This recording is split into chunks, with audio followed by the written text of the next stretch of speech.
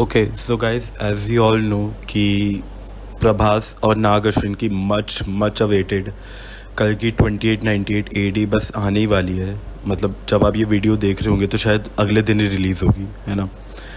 तो I thought कि before watching कल की 2898 AD I should tell you the story the tale of कल की अवतार, है ना। But before starting let me introduce myself. Hello guys, welcome to Sharma Talks. और आज हम जिस बारे में बात करने वाले हैं वो है कि कौन होंगे कल की अवतार और उसकी पूरी माइथोलॉजी एंड पूरी की पूरी जो भी प्रोफेसी हुई थी उसके बारे में आपको थोड़ा बहुत बताऊंगा। और जो जैसा इस मूवी के अंदर दिखाया है उसके बारे में भी हल्का सा एक्सप्लेन करूंगा कि क्या हो सकता है मूवी में। हल्की सी थ्योरी वो भी डिस्कस कर लेंगे। और जो इसके अंदर अश्वत्थामा दिखाया है मैं उनके बारे में भी आपको कुछ डिटेल बताना चाहता हूँ कि उनकी स्टोरी क्या थी, ठीक है। तो पहले मैं आता हूँ कि भाई कल की अवतार कौन होंगे एंड उनकी प्रोफेसी क्या कहती है। तो कल की अवतार के बारे में जो प्रोफेसी ये कहती है कि कल की अवतार विल बी द 10th अवतार ऑफ लॉर्ड विष्णु।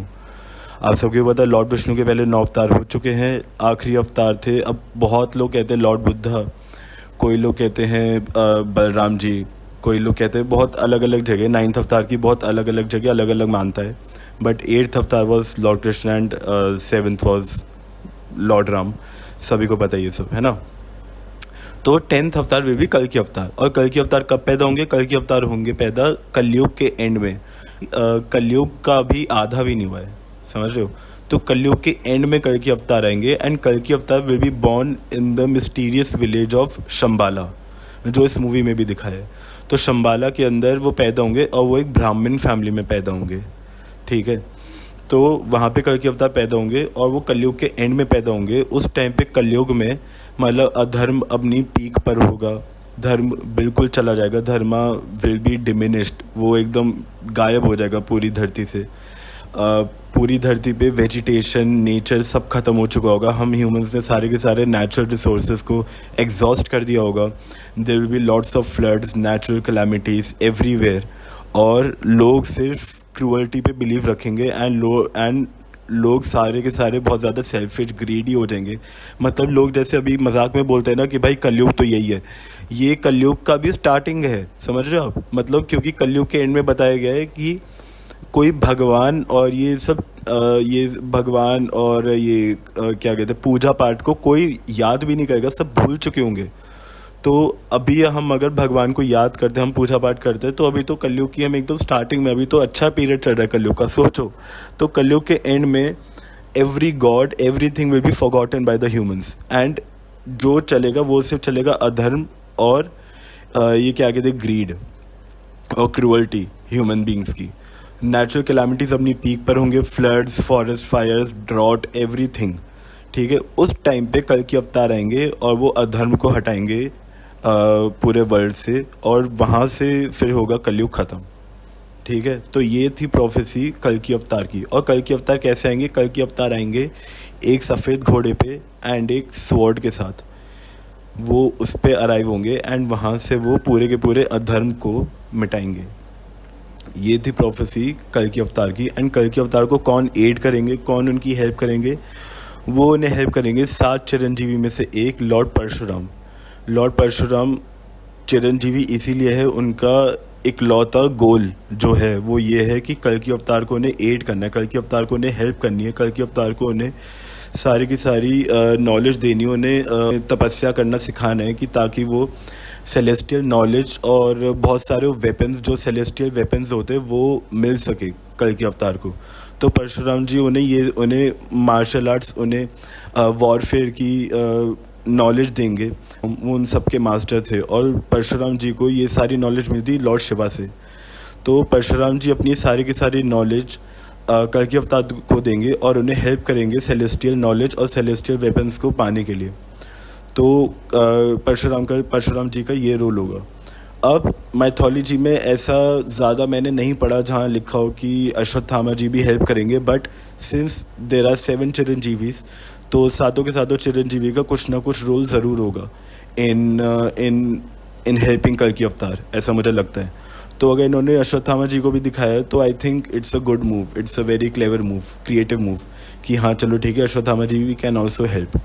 अब रही बात कि क्या कहते हैं अश्वत्थामा जी की स्टोरी। अश्वत्थामा जी का क्या रोल होगा इसके अंदर, इस मूवी के अंदर, पहले मैं बता दूं अश्वत्थामा जी को पूरा का पूरा कर्ज कैसे मिला था। हाँ सही बोल रहा हूँ मैं, वो चिरंजीवी, उन्हें एक ब्लेसिंग नहीं मिली थी, उन्हें कर्ज मिला था। उन्हें कर्ज मिला था इमोर्टैलिटी का by none other than lord Krishna.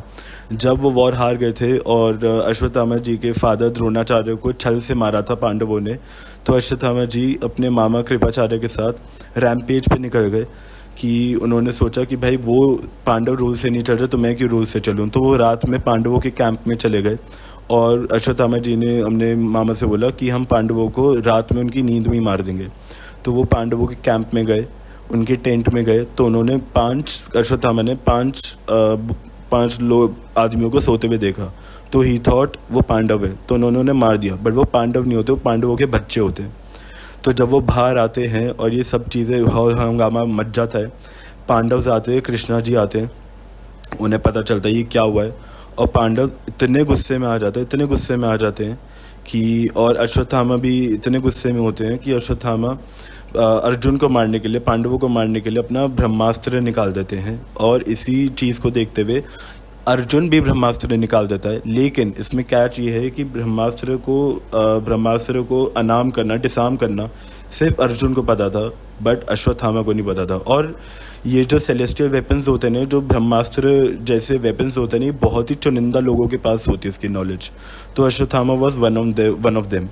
तो अश्वत्थामा को उसे डिसार्म करना नहीं आता था। तो कृष्ण जी की बात मान के अर्जुन ने तो डिसार्म कर दिया, लेकिन अश्वत्थामा ने अपना ब्रह्मास्त्र चलाया। और कहाँ चलाया? वो चलाया उन्होंने उत्तारा की। उत्तारा कौन थी? अभिमन्यु की बीवी, अर्जुन की बहू, बेसिकली अर्जुन के बेटे की वाइफ। उत्तारा के प्रेग्नेंट पेट पे वो ब्रह्मास्त्र चला देता है बाय थिंकिंग कि अब मैं पांडवों की लीनिएज ही ख़त्म कर दूंगा। ये एक्ट देख के कृष्ण जी इतने गुस्सा होते हैं कि वो अपने हाथ से अश्वत्थामा के माथे पे लगी मणि निकाल देते हैं, और वो मणि ही अश्वत्थामा को बहुत सारी पावर्स देती थी, immortality being one of them. तो वो मणि निकाल देते हैं और उसी मणि की हेल्प से वो उत्तारा के बेबी को वापस जिंदा करते हैं। और कृष्णा जी अश्वत्थामा को कर्ज देते हैं कि तुम तो, जो तुम्हारी बॉडी पे ब्लिस्टर्स है, ये अल्सर्स है, ये कट्स एंड ब्रूजेस है, ये पूरी लाइफ टाइम कभी वो नहीं होंगे, हील नहीं होंगे, और तुम डेथ को मांगोगे, डेथ को विश करोगे, लेकिन तुम्हें डेथ नहीं मिलेगी। तुम ऐसे ही तड़पोगे और पूरे के पूरे अपने मानव काल में ऐसे ही भटकोगे। तो बहुत सारी अश्वत्थामा की साइटिंग्स हुई है, ये सब मैं इसके बारे में एक डिटेल्ड वीडियो बनाऊंगा। तो खैर, अश्वत्थामा के बारे में ये बताया गया था कि कलयुग के एंड में जब वो अपनी सारी की सारी ये क्या कहते हैं, जब वो कलयुग के एंड में, जब कलयुग ख़त्म होगा तो उसके बाद वो अगले जब मानव काल की शुरुआत होगी, फिर से रीसेट होगा, तो जब अश्वत्थामा एक सप्तऋषि बनेंगे। तो ये पूरी की पूरी प्रोफेसी थी। अब मुझे क्या लगता है इस मूवी में क्या होगा? इस मूवी में ये होगा कि भाई अश्वत्थामा, जब वो दिखाते हैं ना कि सारी की सारी पानी सूख गया है, अब मेरा आखिरी युद्ध का वक्त आ गया है, जब बोलते हैं अमिताभ बच्चन एज अश्वत्थामा, तो मुझे लगता है वो कलयुग का एंड दिखा देंगे। तो उसके अंदर तब उन्हें पता चल जाएगा अब कल की अवतार आने वाला है। तो कल की अवतार की हेल्प करने के लिए, मतलब कल की अवतार को ढूंढने के लिए वो जाएंगे, और Deepika Padukone will be pregnant with कल की अवतार। प्रभास इसके अंदर कल की अवतार नहीं है, दीपिका पादुकोण का बेटा कल की अवतार होगा, जो उनके पेट में होगा, और उन्हें बचाने के लिए वो दीपिका पादुकोण की हेल्प करेंगे। एंड प्रभास हमारा बाउंटी हंटर होगा, और दीपिका पादुकोण के सर पे बाउंटी होगी, तो प्रभास वो बाउंटी कलेक्ट करने के लिए दीपिका पादुकोण के पीछे होगा, और अश्वत्थामा दीपिका पादुकोण को बचाने के लिए उसके साथ होगा। तो यहाँ पे अश्वत्थामा प्रभास का वो होगा आमना सामना। तो यस, ये थी एक kind of explanation video about the कल्कि अवतार and Ashwatthama and a little theory about कल्कि 2098 AD। अब ये मूवी रिलीज़ होने वाली है, तो जब ये हो जाएगी तो मैं इसका रिव्यू भी दूंगा। And till then I am very excited for the movie. आप भी जाना देखने एंड अपने रिव्यूज़ कमेंट सेक्शन में डालना। So yes, till the next video, this is me from Sharma talks, signing off.